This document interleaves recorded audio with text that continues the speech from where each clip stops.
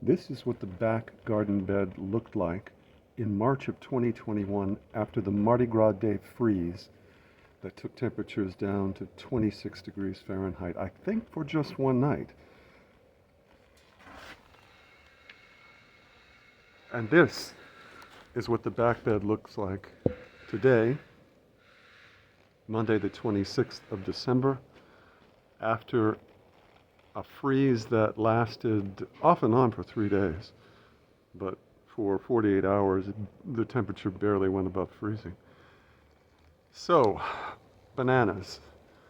We're going to lose all of the higher leaves on these bananas, which it didn't look like after one night, but after 2 nights, that became clear. But check it out. This young banana is perfectly healthy. That young banana is perfectly healthy. The monster is good. Variegated show, ginger, Sansevieria, all of them are fine. That magnificent alocasia. The hibiscus is not only fine, but it's still got buds on it. The moon pads are fine, and actually their flowers are fine. The Xanadu philodendron is great. I think we did really, really well. Now, moving around, the bananas in the corner, almost all of those high leaves are good. They're going to be fine. This one banana tree at the left there, nearest the poolfish, is perfectly fine. All the ground material looks fine. The borderlawns, as I said before, I thought we were going to lose all the leaves. We may actually be able to keep a few of our borderlawn leaves up there on the trees nearest the back corner. But we'll see. Now, moving this way, these bananas, it does appear that we have lost. We'll have to take down all of those leaves, but they're going to pop right back out. I'm not worried about them.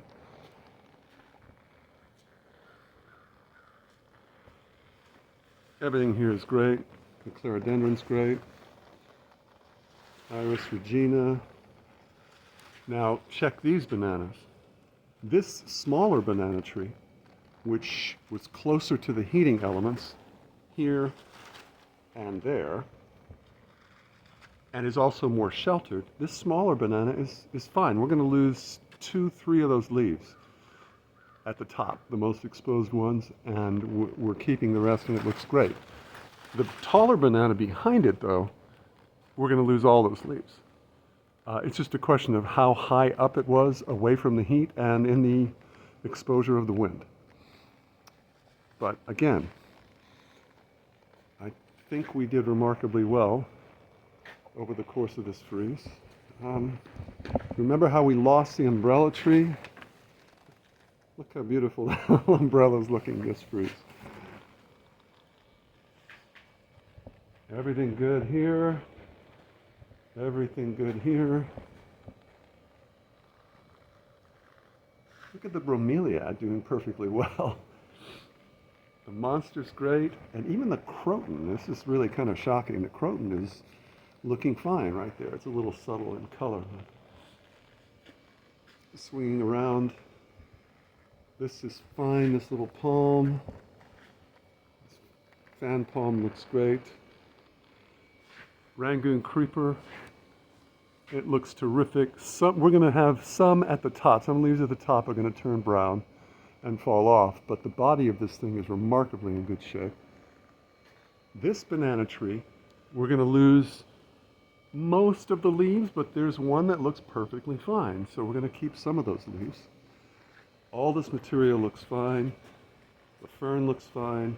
The moon pads have popped back up. They were drooping. Everything good here. The bottle palm, which is sensitive, looks fine. Fingers crossed. We have a little bit of leaf burn on the edges. Everything looks good in here. Again, impressively, the croton looks fine, but it was pretty close to that here. So now, I had to cut those off already. Those were all dead. They all hung down. I had to cut them off on Saturday afternoon because they were drooping down and drying out, and they were hanging right above the heater. So I needed to get them out of there. So I did. But here is the advantage. Oh, and this one hibiscus has a lot of leaf stress. You're going to lose most of those leaves on it. But that was a recovery plant anyway.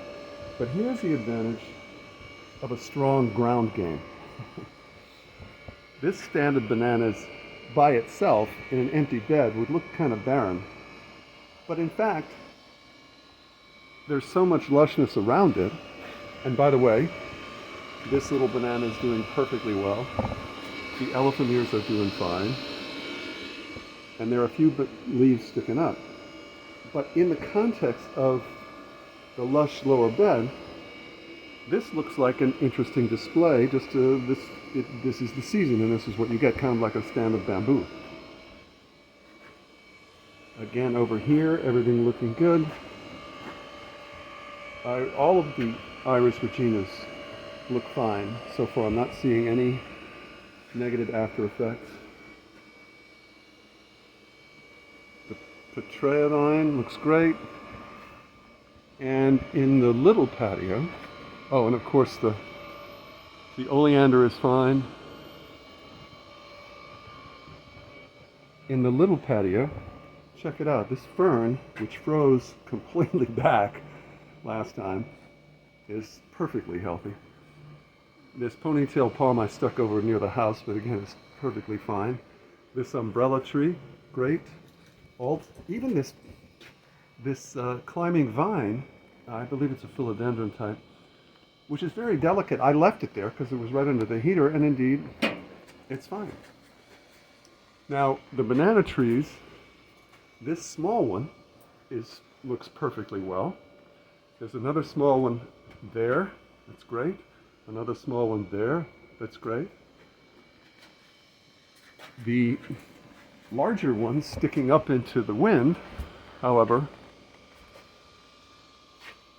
we've lost those leaves. But we're going to, cut them off way up high. They'll come right back, and we've got the small ones growing up. Check this bromelia, perfectly fine back there. This hibiscus, climbing way up over the top, at the very, very top leaves. I see some frost damage, so we're going to lose a few leaves, but I mean, amazing, really just amazing that this Rangoon creeper right here has done so well. This, the clerodendron climbing up the oleander is going to get taken down anyway, seasonally, because it only flowers on new growth, so I take it down every season when it grows back. Moonpad's great. One little lemon hanging off to welcome the guests. I'm really celebrating today. I think we did well. And we're going to do better because I figured out that I can probably cut holes in a couple of these to send more heat upward under the bananas. And we hopefully will be able to save more banana leaves next time.